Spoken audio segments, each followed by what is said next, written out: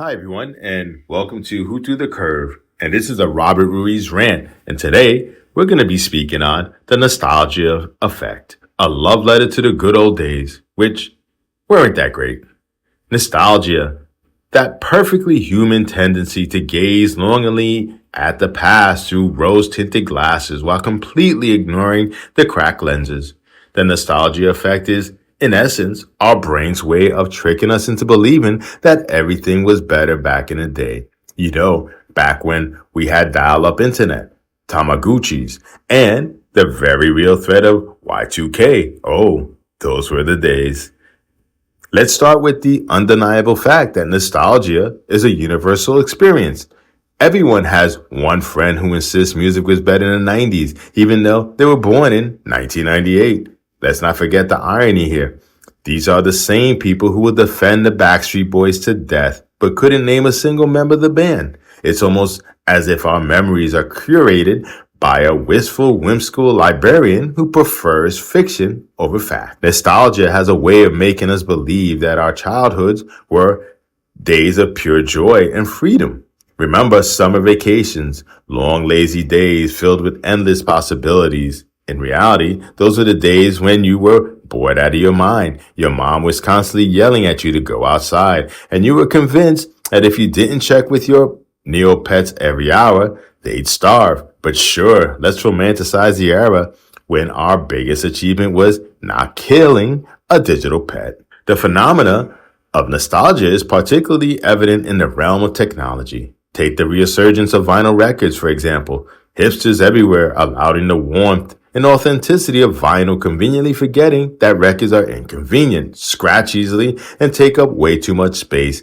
But let's not get into the specifics. Why bother with practicality when you can have a record player that doubles as a stylish piece of furniture? After all, nothing screams modern sophistication like a gadget that peaked in popularity when your grandparents were teenagers. Similarly, consider the resurgence of retro video games. Sure, playing Super Mario Brothers on an 8-bit console sounds like a blast until you realize that modern games have spoiled you with save points, stunning graphics, and controllers that don't require dexterity of a concert pianist. But no, let's wax poetic about the good old days when you had to blow into cartridges to make them work. Oh, the pure, unadulterated magic of it all. Television and movies are not immune to the nostalgia effect either. Hollywood has become a recycling plant for old ideas, churning out remakes, reboots, and sequels like there's no tomorrow. Remember when they remade The Lion King with hyper-realistic CGI? Nothing says nostalgia like replacing beloved hand-drawn animation with lifelike animals that somehow have less emotion than their animated counterparts. But hey, at least we got Beyonce as Nala, right?